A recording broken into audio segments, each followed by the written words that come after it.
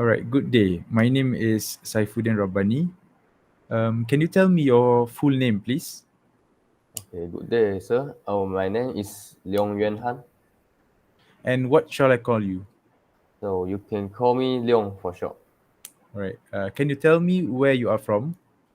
So basically, I came from Dungun, Terengganu, which is located at the east coast side of the Peninsula Malaysia. And now, currently, I stay at the hostel of the University Putra Malaysia, which is located at the Serdang, Selangor. All right. Now, in this first part, I would like to ask you some information about yourself.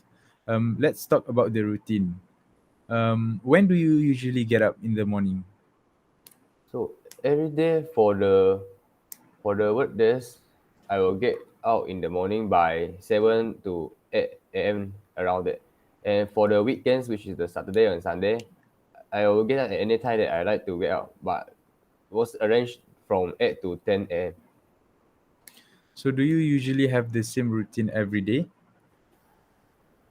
Can be said like this because for the normal days, which are working days, I need to wake up at that time, that particular time, because I need to prepare myself for the work or for study, and as well as the whole schedule for the day.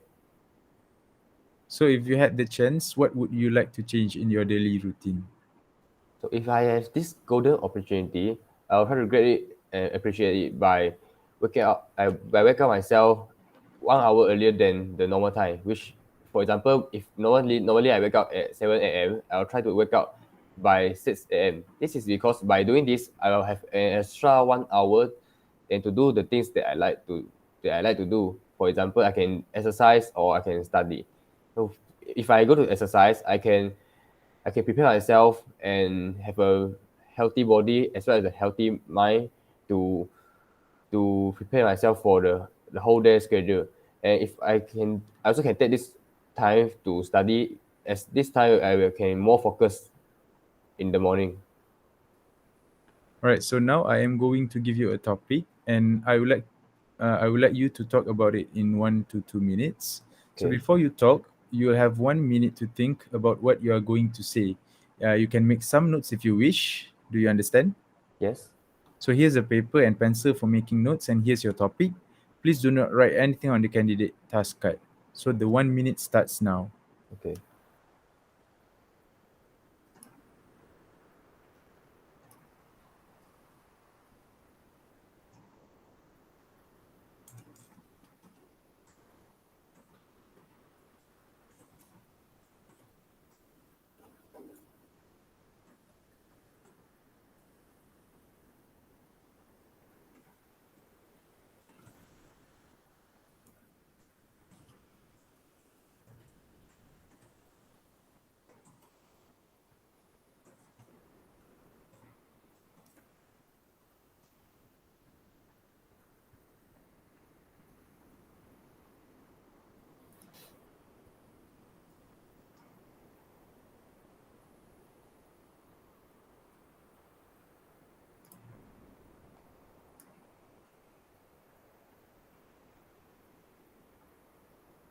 All right, so the 1 minute's finished. So Okay. all right, remember you have only 1 to 2 minutes for this, so don't worry if I stop you. I will tell you when the time is up, and can you start speaking now, please? Okay, according to the topic I've given, which is to describe an old object that my family or me, myself, that I felt is important. So in this case, I would like to say that the old things that I felt important, which is the old edge camera, which my grandfather passed to my family and I.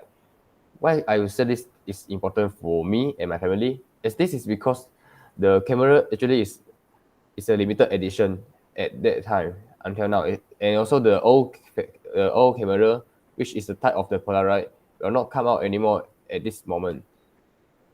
So this Polaroid camera is actually looks similar to the modern camera, but it has few differences, which is from the size and as well as others. So when you look at the size, for sure the old edge camera is more bigger than the camera nowadays, which is like very small and it is in a mobile shape.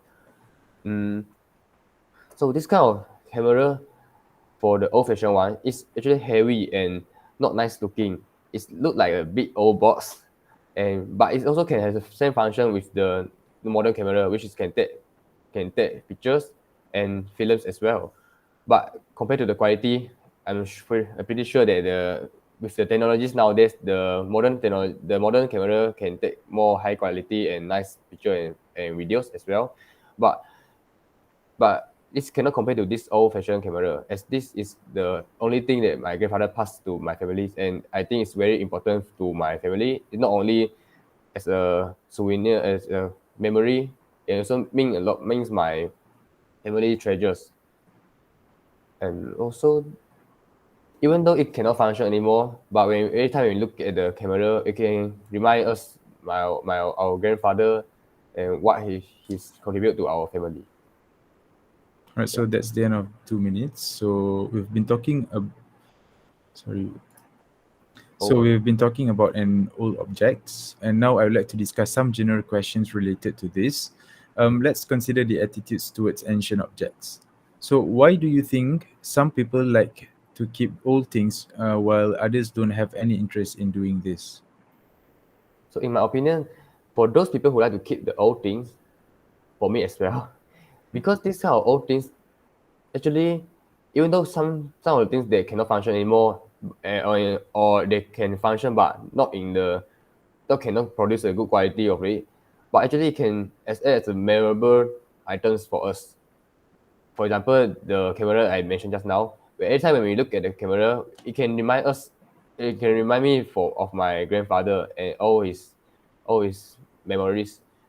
So I think this is the point why people like to keep old things.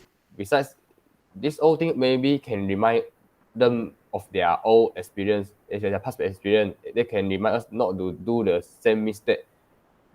Yeah, then the old things can also, yeah, for some people they just simply collect the old things as their hobby, because this kind of thing might be valuable and can be kept.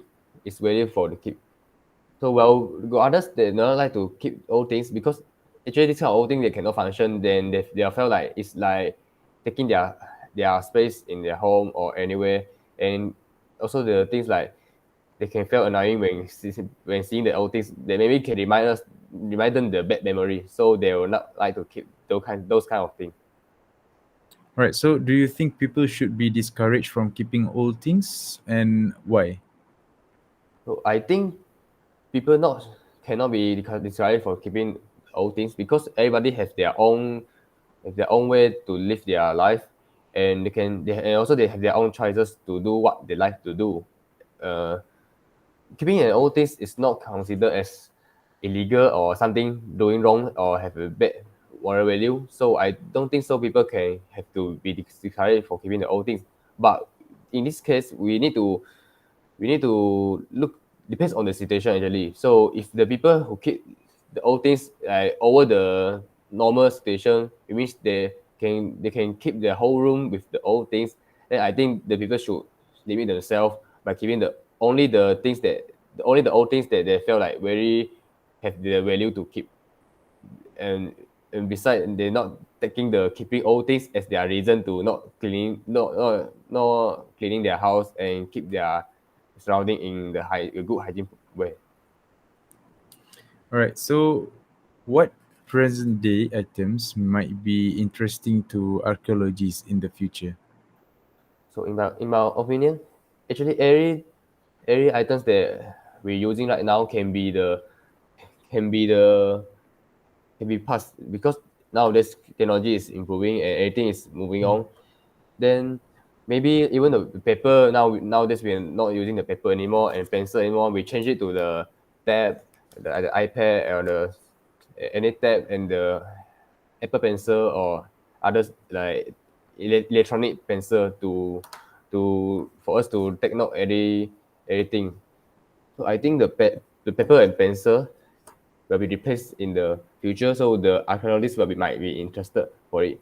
Besides that, even the tab and the electronic pencil we're using right now, as well as our mobile smartphone, everything might be considered become the things that the archaeologists will do their research for this.